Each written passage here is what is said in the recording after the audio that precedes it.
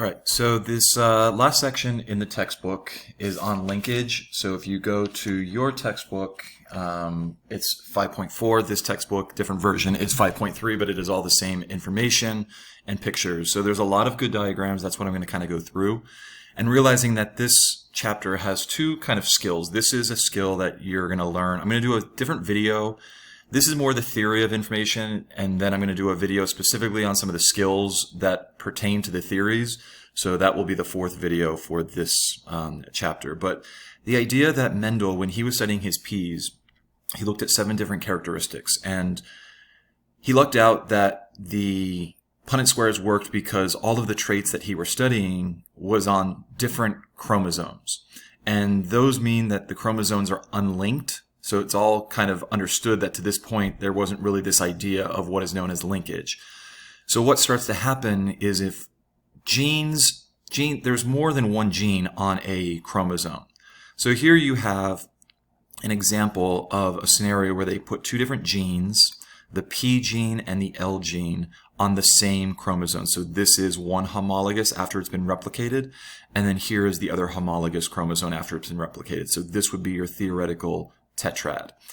And when genes are linked, they obey different rules. Then there is a diagram on the next page that shows these same 2 genes when they're unlinked, which is how you have been assuming things happened in the past. And so I want to go through this idea of look at what happens. During anaphase 1 of meiosis, a tetrad is going to split. So one homologous chromosome is going to go to the left, one homologous chromosome go to the right. And since these are sister chromatids, they're going to be identical. And in the end, you are going to produce your haploid gametes. But notice, if you go back to the beginning, the dominant P gene was on the same chromosome as the dominant L gene. So they are linked together. They go together on the same non-replicated chromosome at this point, so they're inherited together. So that's what the term linked gene means to begin with. It just makes sure you understand that. They are genes that are referred on the same exact chromosome. Whereas on the next page, here is the comparison between what happens. Here is when P and L are not linked. Notice they're on 2 different, they're non-homologous chromosomes, different sizes.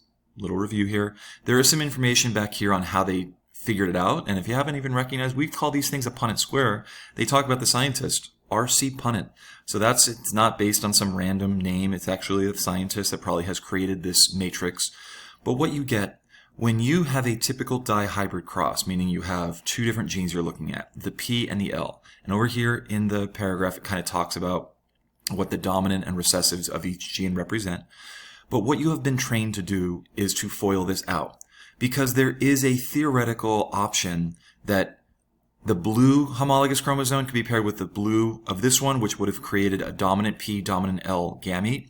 But there is an equal amount of chance that after meiosis, this big blue would be paired with the little green, and you would get a big P, little L combination. So when you do the FOIL method of a dihybrid, you have assumed that there is an equal chance that this chromosome will be passed down with this chromosome as all the other combinations. But that's because the genes are on different chromosomes. And so there is your typical dihybrid cross that you would have done. But if you read, there's explanation over here on the left that you can kind of skim through in your own textbook. But here's what happens when you have the same genotype. So notice if you combine all the letters, big P, big L, little l, and you go down here, you look at the same chromosome, you have the different scenario. Now we're going to assume that they're linked. The genotype is the same. Big P, big L, little p, little l. So it combined across. You can see that you're back to that dihybrid cross. But because they're on the same chromosome, you're not going to have a chance as much that the big P, based on this diagram alone, there's not going to be a portion of this blue that's going to be inherited with a portion of this green. That's not how it typically happens. Maybe you're thinking ahead and saying, well, there is an option here, and we'll talk about that down the road. But the reason why this Punnett square looks so much smaller is because this parent has like a it's basically looking like a monohybrid, where you have one set of homologous chromosome. You either pass down this chromosome, the blue, or you pass down the green. That's it. You got a 50-50 chance. So if you pass the blue down, the combination of letters that you get are big P, big L. If you pass down the green, you get little p, little l. Notice how there's not a column for big P and little l because they're on different chromosomes. That's not how it technically is going to occur without the idea of crossing over. So this is how things changed because they didn't get as many options as they thought. So they talk about this over here where they knew what they were expecting because they have done 9-3-3-1 ratios, which we have done many, many times. They didn't get a 9-3-3-1. Instead, if you complete this and look at a phenotypic ratio, they got a 3-to-1 ratio, which is more of a monohybrid cross, even though they knew that they were looking at two different traits. So that's how what it means to do and understand what a linked gene is, making sure that you recognize what is unlinked genes. They have the capability of independently assorting from one another. The big P does not rely on the big L over here. They line up at the equator how they want to line up, and this homologous pair will line up how they want to line up. So that option is taken away when you get down to this. Think of this as a tetrad. There's not options for the P and the L to kind of differentiate. So what we then do, the skill of this, we get into a linked map. So they talk about, well, how can this occur? The idea that if you have big P, big L, that's the same combination of letters, is there a possibility that you can produce a gamete where you get a big P and a little L on the same chromosome? That is possible, but that was because of crossing over. And how often does crossing over occur? There's a lot of variables that it takes into account. So this is what created. We've learned about meiosis, and we learned that the crossing over scenario allows for 4 unique gametes, as opposed to the last scenario where we didn't take crossing over into account. You would only produce 2 different variations. So we've done that with the sock puppets in class. This shows what the outcome can be if crossing over occurs. Now, how did that help them?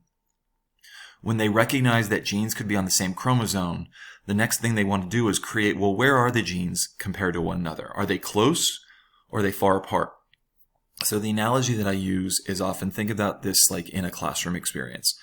If you have 24 students in a room and you line yourselves up alphabetically, a person that has a last name that is the last name B, if they are in a line, they're going to be pretty far away from someone that has a last name that starts with Y.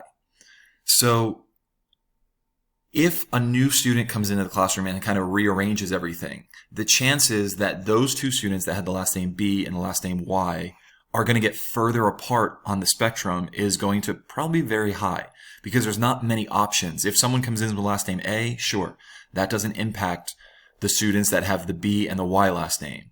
But with so many letters in between B and Y, you can imagine that they're going to be separated more often. And that's kind of what happens with crossing over. If P and L are right next to each other, like literally side by side on the chromosome, there is only one place where crossing over could occur where they could separate and change from one another. And that would be very, very, very highly unlikely. So you're not going to see a lot of options where this would occur.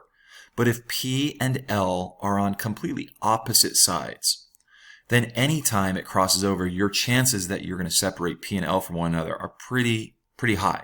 So this scenario builds what we start to look at as a map. So here's that little scenario.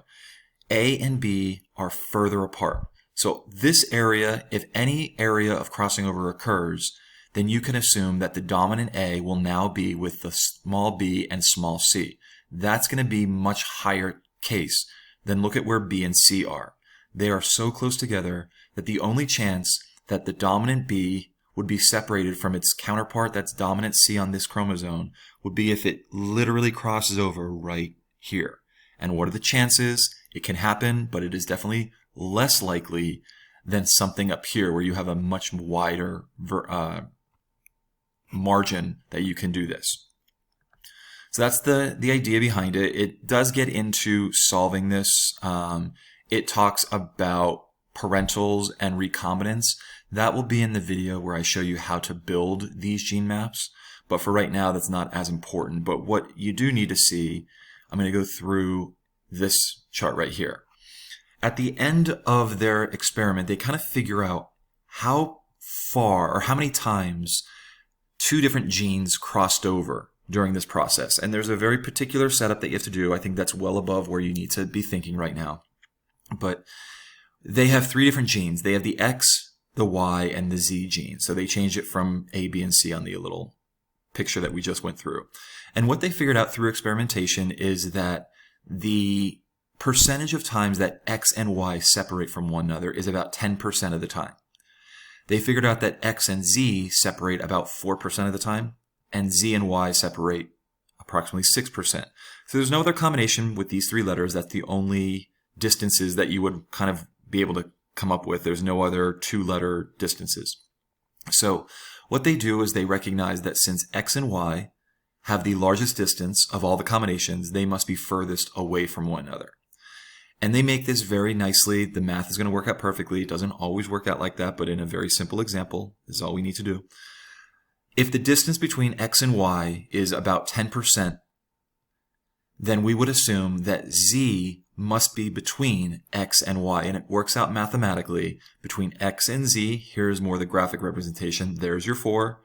Z and Y is 6. So you collectively put them together and you get approximately the distance between X and Y. So this is a very, very simple. This is the smallest that you would potentially have as your mapping. So you're going to learn and do some problems where I give you random or percentages of letters with some different combinations between them.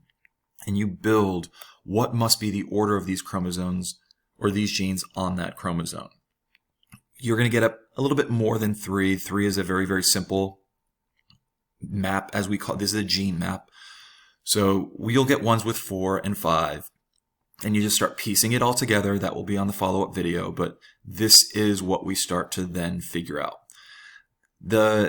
This chart, I think, is probably beyond where this is understanding some of the theory up here. I think that I kind of explained what I would expect you to be able to get out of this, but feel free to go through. They give an example of human examples of a syndrome that is linked to blood typing. You probably never heard of nail patella, but you have heard about blood typing.